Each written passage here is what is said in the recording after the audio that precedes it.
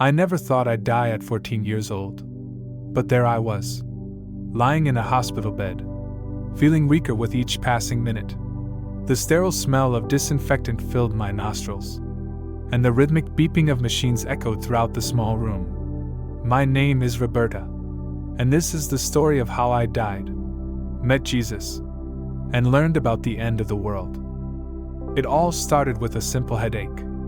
At first, my parents thought it was just stress from school, or maybe too much screen time. But as the days passed, the pain intensified, and I began feeling tired all the time. My mom took me to our family doctor, who ran a few tests. When the results came back, everything changed. The doctor told us I had a rare disease, one that I couldn't pronounce. But the look on my parents' faces said everything. We went from doctor to doctor, trying every treatment they suggested. But nothing worked. With each passing day, I felt myself growing weaker. If you believe in God and near-death experiences, subscribe to Life at NDE today. Discover inspiring messages from God through powerful near-death stories that bring hope and understanding. Hit subscribe now and join us in spreading the light of faith. The headaches became unbearable, and soon, I couldn't even get out of bed. That's how I ended up in the hospital. The doctors did everything they could, but nothing seemed to help. I could hear them talking in hushed tones outside my room, using words like terminal and palliative care. I didn't know exactly what those words meant, but I knew they weren't good. My parents stayed by my side, holding my hands and trying to stay strong for me. But I could see the pain in their eyes, the way they'd turn away to wipe their tears when they thought I wasn't looking. I wanted to tell them not to be sad, that I wasn't afraid, but I couldn't find the strength to speak. As I lay there, I thought about all the things I'd never get to do. I'd never go to high school. I'd never have my first kiss, never get married, or have kids. It all seemed so unfair. Why was this happening to me? What had I done to deserve this? I must have drifted off to sleep because the next thing I knew, I was floating above my body. It was the strangest sensation. I could see myself lying in the hospital bed, pale and still, my parents by my side, holding my hands and crying. The doctors were rushing around, trying to revive me. I wanted to tell them that I was okay, that they didn't need to worry, but they couldn't hear me. Then, I saw it. A bright light appeared in the corner of the room. It was the most beautiful thing I'd ever seen. The light grew brighter and bigger, and I felt a pull towards it. As I got closer, I felt warm and happy. All the worries and fears that had plagued me for months melted away. The pain that had been my constant companion was gone. I felt lighter than air, free from the constraints of my sick body. I floated toward the light, and suddenly, everything changed. I found myself in a beautiful garden, unlike anything I could ever imagine. The colors were more vibrant than anything I had ever seen on earth. The grass was the greenest green, soft and lush beneath my feet. Flowers in every imaginable color bloomed around me, their sweet fragrance filling the air. Some of the colors I saw I'd never even seen before, beyond description, like they existed in a world that was not bound by the limits of our own. The air was filled with a scent that was both sweet and comforting, a mix of flowers and freshly baked bread. It was the most comforting scent I had ever experienced. I could hear soft music playing in the background, like 1,000 angels singing in perfect harmony. The music wasn't just beautiful, it was filled with peace and love. A love so pure that it touched every part of my being. In that moment, I felt more loved and at peace than I ever had in my entire life. I knew I was in a special place, somewhere beyond the world I'd known. As I looked around in awe, I saw a man walking toward me. He was wearing a white robe that seemed to glow with its own inner light, illuminating everything around him. His face was kind, radiating warmth, and his eyes sparkled with love and wisdom. I knew right away who he was. This was Jesus. I'd seen pictures of him in church and in my children's Bible. But seeing him for real was something entirely different. He wasn't just a picture in a book, he was more real, more alive, more present than anything I had ever known. He didn't just look at me, he looked into me, seeing not just who I was, but who I could be. And he smiled at me with such warmth that my heart swelled with love. "Welcome, my child," he said, his voice gentle and warm, like a comforting hug. "I've been waiting for you." His words made me feel safe in a way that I couldn't explain, like I was exactly where I was meant to be. I wanted to hug him, and as soon as the thought crossed my mind, I found myself in his arms. It was the best hug ever, like all the love in the world was wrapped around me, and I was completely safe and at peace. I felt protected, like nothing could ever hurt me again. Jesus took my hand, and we started walking through the garden. With every step, I felt stronger, healthier, as if all the sickness and pain I had experienced on earth were being washed away. The very air seemed to heal me, and I felt lighter than I ever had before, free from the weight of illness. It was as if the world around me was meant to restore me, and every step we took brought me closer to wholeness. As we walked, we came to a large tree with golden fruit hanging from its branches. The fruit seemed to glow with an inner light, and I felt drawn to it. My curiosity piqued. Jesus smiled at me and plucked a fruit from the tree, holding it out to me. "Eat," he said, his eyes twinkling. "This is the fruit of life." I took a bite, and the taste was like nothing I had ever experienced. It was sweet, juicy, and full of flavor that seemed to change with every bite. It was as though the fruit was alive, responding to my senses, filling me with an energy I had never known. As I ate, I felt strength and vitality coursing through me, a surge of life that made me feel more alive than I ever had, even before I had become sick. We continued our walk, and as we did, I remembered all the questions I had about heaven, about God, and about life. I had always been curious, and now, I was face to face with Jesus himself. This was my moment to learn everything I had wondered about. I looked up at him, gathering my thoughts. "Jesus," I said, my voice filled with the eagerness of a child wanting to know it all. "Can I ask you some questions?" He smiled down at me, his eyes warm and full of understanding. "Of course, my child. What would you like to know?" I paused for a moment, considering all the things I had wanted to ask. But one question stood out above all others. It was something I had overheard adults talking about, something that had always scared me a little. "When will the world end?" I asked, my voice small but curious. Jesus looked at me with kind eyes, his expression thoughtful as he took in my question. "That's a big question," he said, "but it's not something to be afraid of.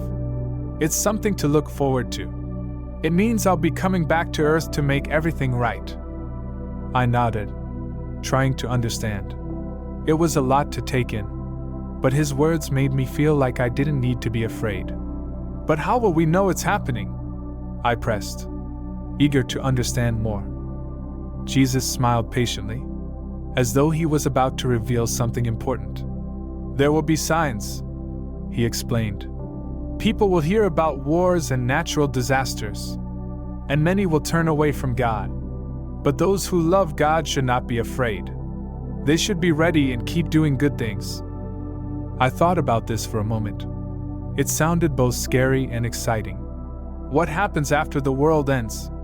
I asked, my curiosity growing with each answer. After a pause, Jesus said, his voice filled with joy, "After that, there will be a new heaven and a new earth. All the bad things will be gone. There will be no more sadness, pain, or death. Everyone who loves God will live with him forever."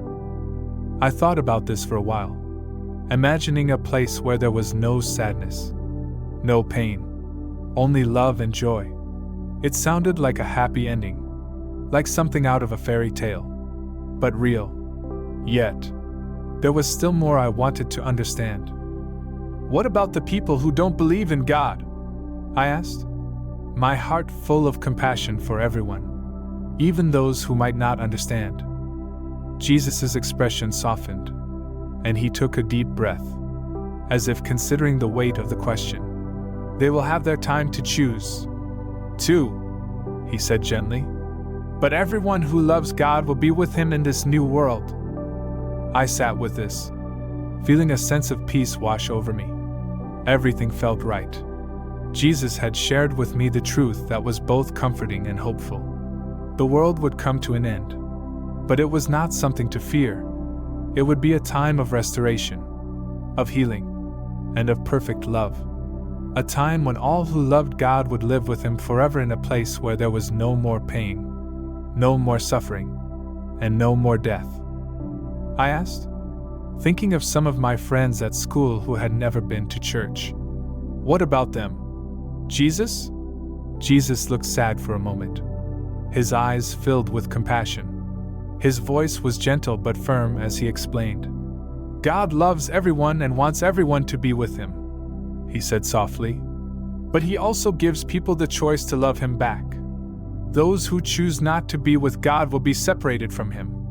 That's why it's important to tell others about God's love while there's still time. I nodded, feeling the weight of what Jesus was saying. It made me think about how I could share God's love with my friends when I got back. I could feel the responsibility growing in my heart, how important it was to help others understand that love. So, what should we do while we're waiting for the world to end? I asked eagerly, wanting to know how I could make a difference in the world while I still had time. Jesus smiled brightly, his whole face lighting up with joy. Live your life with love, he said, his voice full of warmth. Love God with all your heart and love others as you love yourself. Help people who are in need. Forgive those who hurt you. Pray. And read the Bible to know God better. And always remember that I am with you, even when you can't see me. As we continued our walk through the beautiful garden, I saw other people there too. They all looked happy and peaceful, their faces glowing with joy. Some were singing, others were talking and laughing, creating a sense of joy that filled the air. It felt like one big happy family reunion, where everyone knew each other and shared in the purest love and peace. There was no conflict, no hardship, only a deep sense of unity and harmony. As we walked, I saw a large, golden stand with the biggest book I had ever seen resting upon it. The book's cover was adorned with precious gems that sparkled in the heavenly light, casting beautiful reflections all around. What's that? I asked, pointing to the enormous book. My curiosity piqued. That's the book of life, Jesus explained, his voice filled with reverence. It has the names of all the people who love God and follow him. I was both curious and a little nervous as I thought about my own name. I gathered up the courage to ask, "Is my name in there?" I whispered the question, unsure of the answer. Jesus smiled, his gaze filled with warmth and reassurance. "Yes, it is," he said gently, "and so are the names of many others. But there's still room for more." A sense of peace settled within me, knowing that my name was written in the book of life. I smiled softly, feeling secure in his love and the promise that there was always room for others to join. We continued our walk and soon came to a crystal-clear river. The water sparkled like diamonds, reflecting the heavenly light in a dazzling display. It was the most beautiful river I could imagine, and I felt an overwhelming urge to get closer.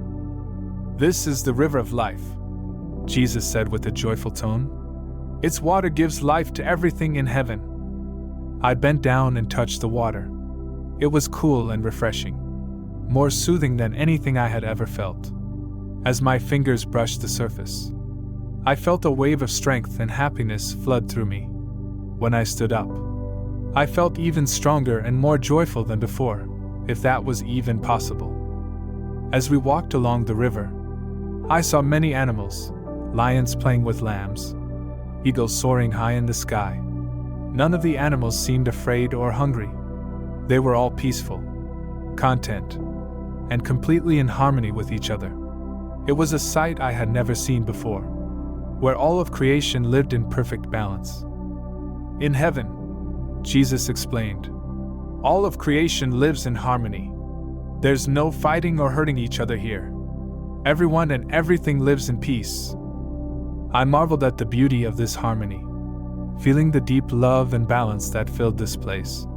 It was unlike anything I had ever experienced on earth, where life often felt chaotic and troubled. Here, there was only peace. Soon, we came upon a grand, beautiful city. The walls were made of precious stones that glittered in the light, and the streets were paved with gold. But this gold was different from anything I had seen before. It was clear, like glass. I could see my reflection in it, and it was so beautiful that I couldn't look away. "What is this place?" I asked in awe. "This is the New Jerusalem," Jesus said, his voice filled with love and pride. "It's where God lives with his people." The city was full of light. There was no sun or moon that I could see, but everything was bright, clear, and radiant. The light that filled the city came from something far greater than just the sun. It came from the presence of God himself. As we walked through the streets, I could feel the love and warmth of God enveloping me, and everything around me seemed to shimmer with his presence. Jesus explained that God's glory gives light to the whole city, and as we walked through the New Jerusalem, I saw many people I recognized from Bible stories. There was Moses, with his long, flowing beard, his face glowing with wisdom.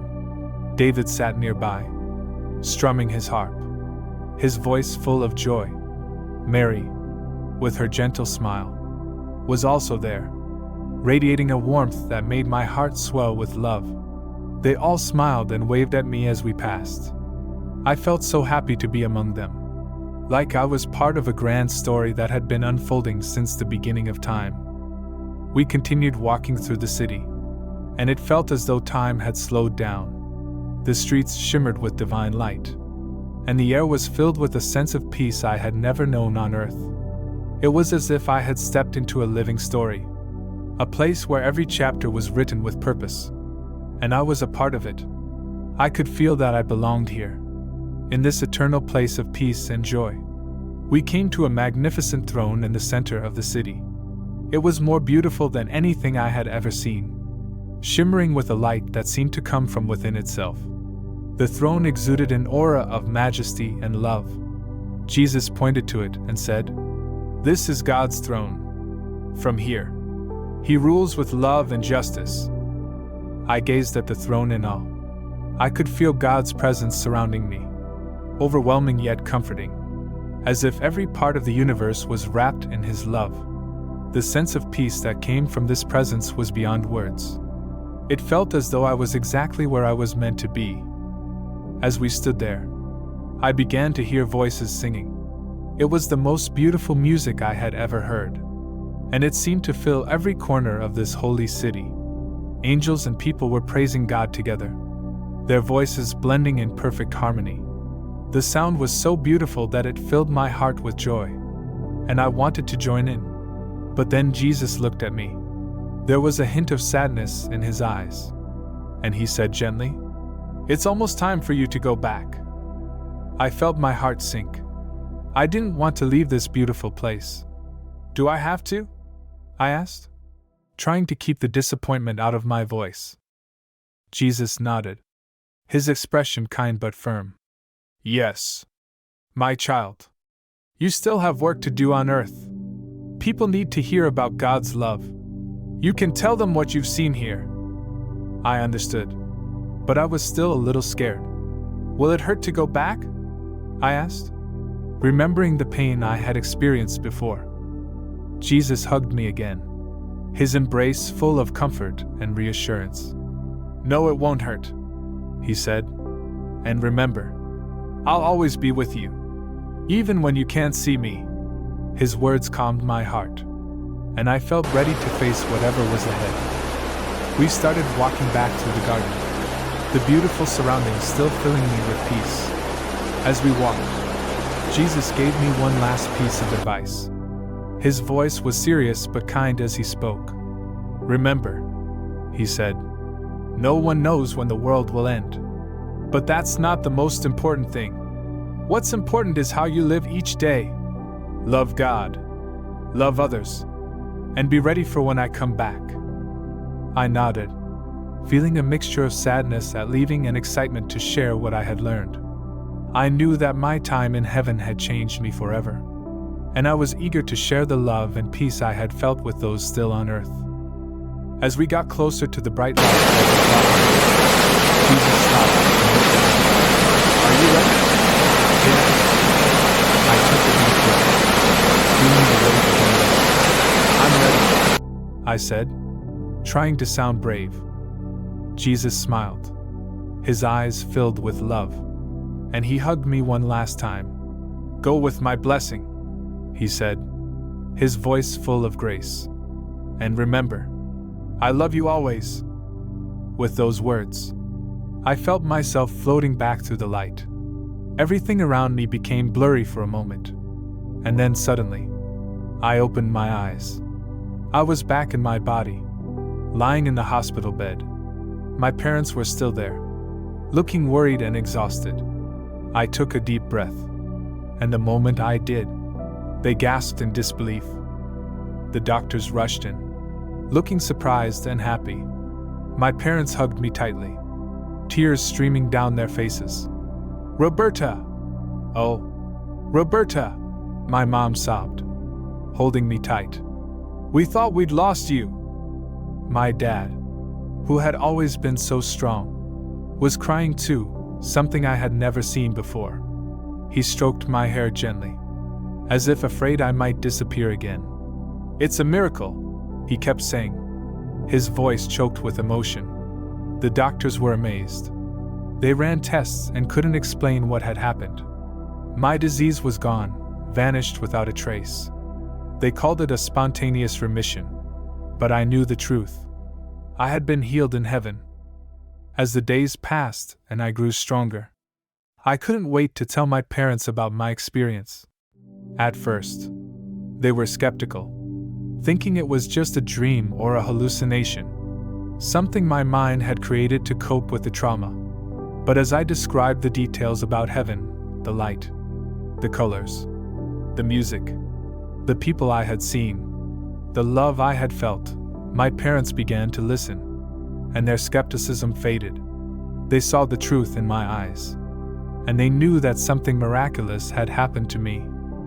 I told them everything I had seen, everything I had learned, and about the love I had experienced in heaven. It was hard to put into words, but I tried. I knew that God had given me this story to share, and I was determined to do just that.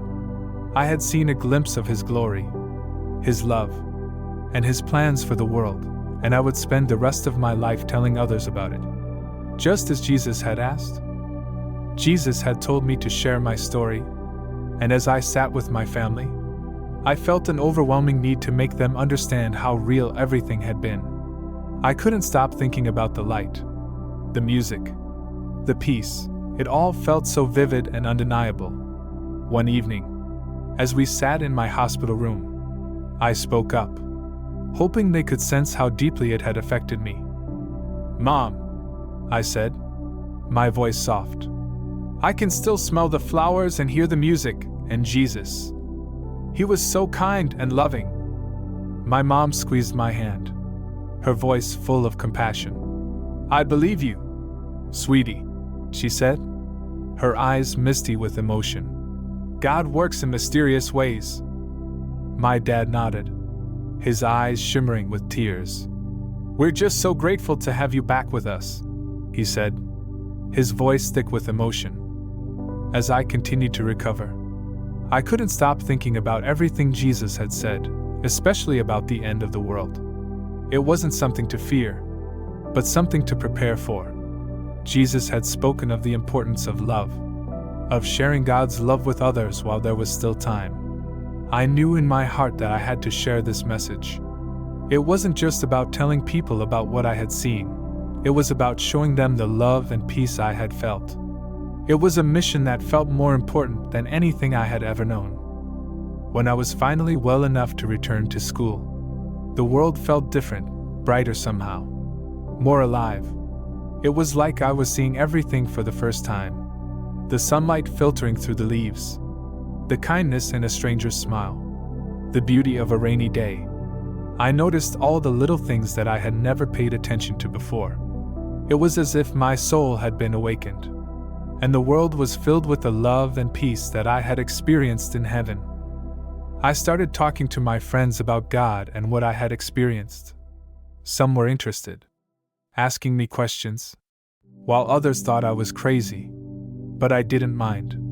I remembered what Jesus had said about telling others about God's love while there was still time. One day, during lunch, my best friend Emma looked at me, a skeptical expression on her face.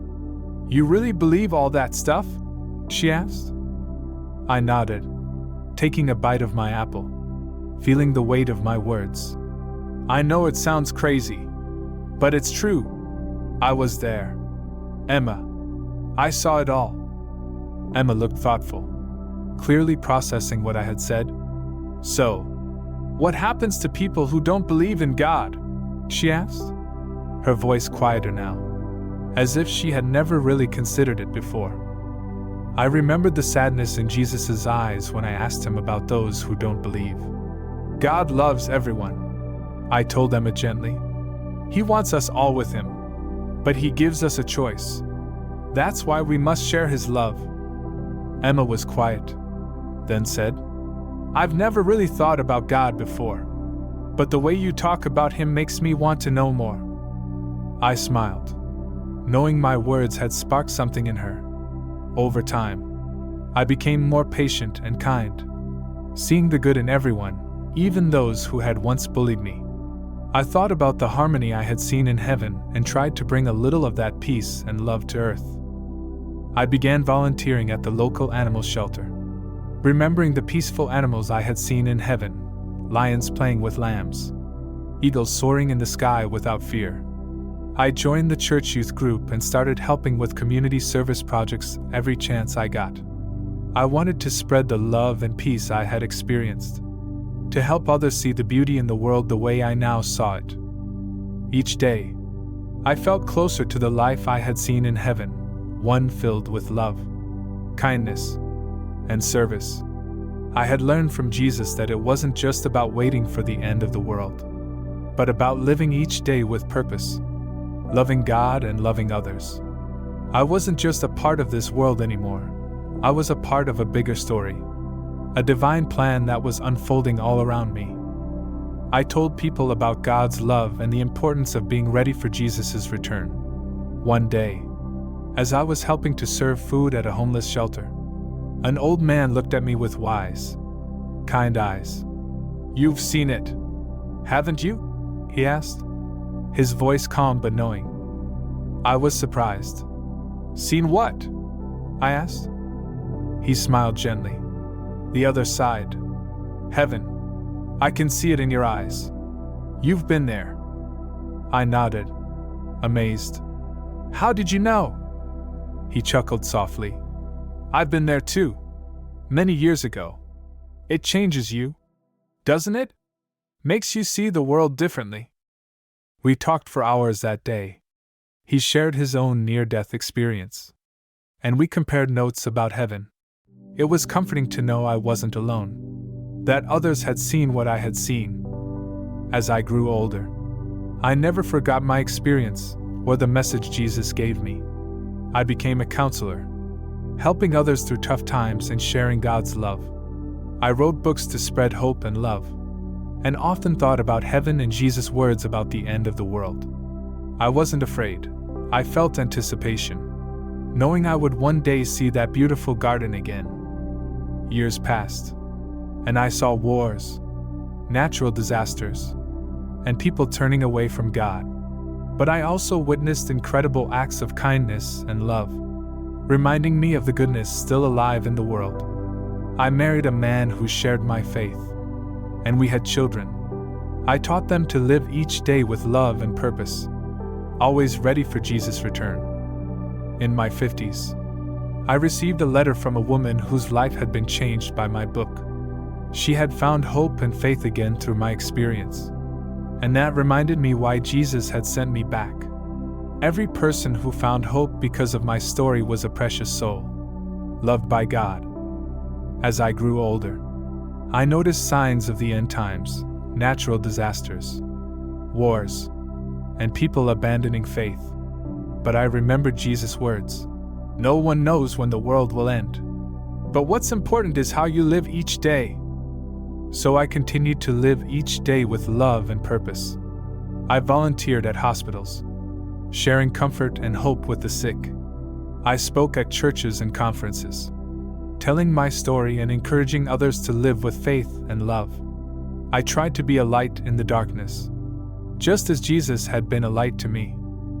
One night, as I lay in bed, I felt a familiar warmth and peace wash over me. I opened my eyes, and for a moment, I thought I was back in heaven.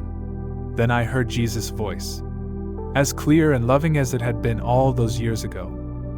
"Well done, my faithful servant," he said. "You have shared my love and kept the faith. Are you ready to come home?" I felt a joy beyond words. "Yes, Lord," I whispered. "I'm ready." As I felt myself leaving my earthly body behind, I wasn't afraid. I knew I was going home, back to that beautiful garden where I had first met Jesus. But this time, I wouldn't have to leave. As I entered the light, I saw Jesus waiting for me, his arms open wide. Behind him, I could see all the people whose lives I had touched, the friends I had told about God, the strangers I had helped, even the woman who had written me the letter. They were all there, smiling and welcoming me home. I realized then that this was what it was all about, not just preparing for the end of the world, but living each day in a way that brought more of heaven to earth. By sharing God's love, we create little pieces of heaven right here, right now. As Jesus embraced me, I felt an overwhelming sense of peace and joy. I was home at last, and I knew that the real adventure was just beginning. Looking back on my life from this heavenly perspective, I could see how every experience, every choice, every person I had met had been part of God's plan. Even the illness that had led to my near-death experience as a child had served a greater purpose, setting me on a path to share God's love with others. I realized that the end of the world isn't something to be feared. It's the beginning of something beautiful beyond imagination. It's not about destruction, but about renewal and reunion with our Creator. As I joined the heavenly chorus, singing praises to God, I felt grateful for every moment of my earthly life. I was thankful for the opportunity to have shared God's love, to have made a difference in people's lives, and to have lived each day in anticipation of this moment. And now, as I stand here in the eternal presence of God, I want to share this message with you.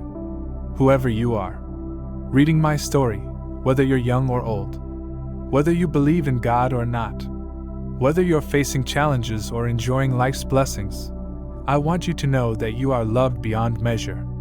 The end of the world, whenever it may come, is not something to fear. It's a promise of renewal, of justice, of love triumphant. But you don't have to wait for the end to experience a piece of heaven. You can bring a bit of heaven to earth every day through your actions, your words, and your love. Remember what Jesus told me: live your life with love. Love God with all your heart and love others as you love yourself. Help people who are in need. Forgive those who hurt you. These aren't just nice words, they're a blueprint for a life well lived. A life that makes a difference. Every act of kindness, every word of encouragement, every moment of forgiveness, these are the things that truly matter. They ripple out into the world, touching lives in ways we may never fully understand. Don't worry about when the world will end. Instead, focus on how you can make the world a better place while you're in it. Share love generously. Forgive freely. Help others whenever you can. These are the things that will matter when all is said and done. And if you're struggling, if life seems dark and hopeless, remember that you are not alone. God's love is with you, even when you can't feel it. There is hope, even in the darkest times.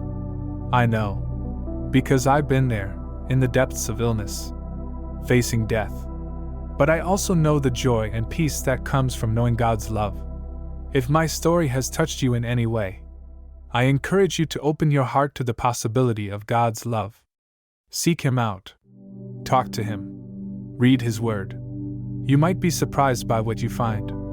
And remember, just as Jesus told me, He is always with you, even when you can't see Him. He loves you more than you can imagine, and He has a purpose for your life. As I conclude my story, I want to leave you with this thought: heaven is real, and it's more beautiful than we can imagine. But we don't have to wait until we die to experience a taste of it. We can create little pieces of heaven right here on earth, through our love, our kindness, and our faith. So live each day as if it could be your last, not in fear, but in love. Be ready for Jesus' return, not by withdrawing from the world, but by engaging with it fully, spreading love and hope wherever you go. And who knows, maybe one day we'll meet in that beautiful garden. Until then, keep the faith, spread the love, and never forget that you are deeply, eternally loved. If you believe in God and near-death experiences, subscribe to Life at NDE today. Discover inspiring messages from God through powerful near-death stories that bring hope and understanding. Hit subscribe now and join us in spreading the light of faith.